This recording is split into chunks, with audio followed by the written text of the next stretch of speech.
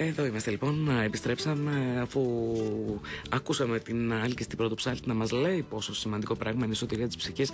Το καταλάβαμε γενικώς και από την προηγούμενη κουβέντα και με κάποιο τρόπο η προηγούμενη κουβέντα με αυτήν συνδέεται με την έννοια ότι το βιβλίο για το οποίο θα μιλήσω είναι κατά τη γνώμη μου ένα ψυχογράφημα.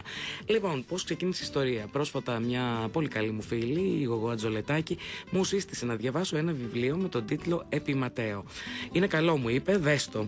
Και είχε δίκιο, την εμπιστεύομαι φυσικά την κρίση της. Έτσι είπα λοιπόν, αφού διάβασα και εγώ το βιβλίο, να γνωρίσουμε και να σας συστήσω τον συγγραφέα, τον κύριο Γιάννη Χριστοδούλου, για να μιλήσουμε για αυτό το βιβλίο του. Τον έχουμε στην τηλεφωνική γραμμή. Καλημέρα, κύριε Χριστοδούλου. Καλημέρα σας. Συγγνώμη που σας καθυστερήσαμε λιγάκι, αλλά ξέρετε, πιάσαμε την κουβέντα πριν. Και πολύ ενδιαφέρουσα κουβέντα. Έχετε καμία σχέση εσείς με ψυχολογία? Γιατί πραγματικά στο Επιματέο έχετε κάνει ένα ψυχογράφημα του ήρωα, για μένα συγκλονιστικό, και νομίζω ότι θα ταιριάζει σε πολλούς από εμάς. Σας ευχαριστώ πάρα πολύ. Με την ευκαιρία να πω και ευχαριστώ πολύ που μου δίνει την ευκαιρία να μιλήσω για το βιβλίο. Η σχέση μου με την ψυχολογία είναι σαφώς ερασιτεχνική, με την έννοια ότι είναι κάτι που από μικρός μου τραβούσε την προσοχή. Ναι. Αλλά βέβαια τίποτα παραπάνω, όχι. Ναι, προσπάθησα να κάνω κάτι ψυχογραφικό. Να το πω καλύτερα, μου δημιουργήθηκε ανάγκη να κάνω ψυχογραφικό, ναι, πάνω σε αυτό το βιβλίο. Και κινήθηκα πολύ σε αυτό το πλαίσιο. Μάλιστα. Πώς ξεκίνησε η ιστορία να γράψετε ένα τέτοιο βιβλίο? Είναι το πρώτο σας βιβλίο, έτσι? Ναι, είναι το πρώτο, είναι το πρώτο βιβλίο. Η ιστορία ξεκίνησε ανορθόδοξα, δηλαδή είχα ένα ατύχημα, ναι, αυτοκινητικό, σοβαρό, και πάνω στην ανάκαμψη, πάνω στην ανάρρωση ας πούμε, ξεκίνησα δηλαδή να αποκωδικοποιήσω λίγο κάτι με το οποίο έφτασα πολύ κοντά, και αυτό το κάτι δεν είναι άλλο από το θάνατο, τον ίδιο. Μάλιστα.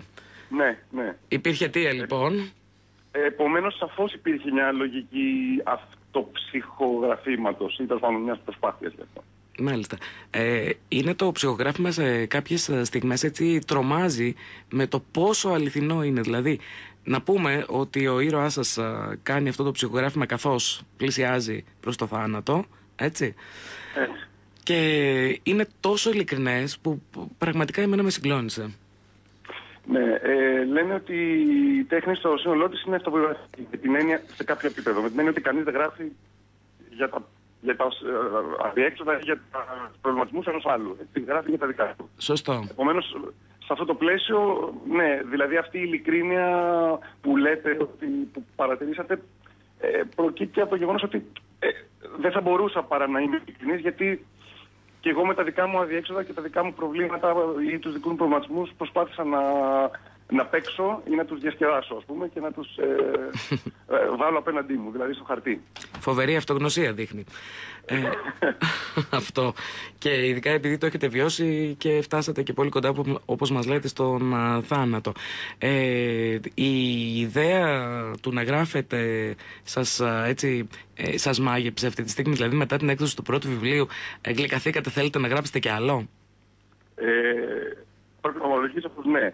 Βέβαια η τάση μου να γράφω δεν ξεκίνησε από 2 χρόνια πριν που ξεκίνησα να γράφω το βιβλίο. Όχι, φαντάζομαι, ναι. Υπήρχε από πολύ μικρότερη ηλικία, αλλά η αλήθεια είναι ότι ποτέ δεν είχα φανταστεί ότι θα μπορούσε κάτι τέτοιο να γίνει πραγματικά. Δηλαδή υπήρχε σαν μια λογική τελείως θέλω να γίνω rockstar, δηλαδή κάτι που τελείως είναι στη σφαίρα της φαντασίας, ας πούμε, τον ίδιο.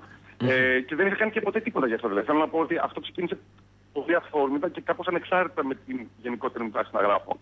Μάλιστα, αντιληπτό. Ήταν δηλαδή μια επιτακτική ανάγκη στην ουσία. Είχατε πράγμα μέσα και θέλετε να το βγάλετε. Ετοιμάζετε κάτι άλλο? Ετοιμάζω κάτι άλλο, ναι. Ετοιμάζω κάτι άλλο. Αυτή την περίοδο πρόσφατα ξεκίνησα, δεν ξέρω που θα βγει. Θα το περιμένουμε. Ευχαριστώ πολύ. Αυτό που μου έκανε εντύπωση, κύριε Χριστοδούλου, είναι τα καλά ελληνικά, η καλή σύνταξη στο κείμενο. Και εντάξει, δεν την συναντάμε πάρα πολύ συχνά αυτά τα δύο πράγματα. Δεν τα συναντάμε πολύ συχνά. Και εσείς είστε ένας άνθρωπος που δεν σπουδάσατε, ας πούμε, φιλόλογος, έτσι δεν είναι? Ασχοληθήκατε με την πληροφορική, νομίζω. Ναι, έχω τελείωσει σε θετική κατεύθυνση στις σπουδές, αλλά είχα ένα κληροδότημα, φιλολογικό κληροδότημα από την οικογένειά μου. Α, μάλιστα. Γονείς μου κυρίως, που νομίζω ότι αυτό έπαιξε το ρόλο του. Και ήμουν πάντα πολύ κοντά στο λόγο και σε ό,τι έχει να κάνει με αυτή την κατεύθυνση θεωρητική. Κάπως έτσι νομίζω ότι εφοδιάστηκα με κάποια βασετώση εργαλεία τα οποία τα χρησιμοποίησα. Μάλιστα. Κύριε Χριστοδούλου, σας ευχαριστώ πάρα πολύ για τη συνομιλία. Δεν είναι επιματέο το ότι γράψατε. Να συνεχίσετε. Ελπίζω. Αυτό μόνο οι αναγνώστες μπορούν να το πούνε. Βέβαια, μα εγώ ως αναγνώστρια σας το λέω, όχι ως ειδική της λογοτεχνίας ομολογώ. Είναι σημαντικό πολύ. Να είστε καλά, κύριε Χριστοδούλου. Καλή Κυριακή, καλή εβδομάδα. Και εσείς, ευχαριστώ. Εμείς πάμε τώρα σε ειδήσεις και λίγα λεπτά μετά τις 12.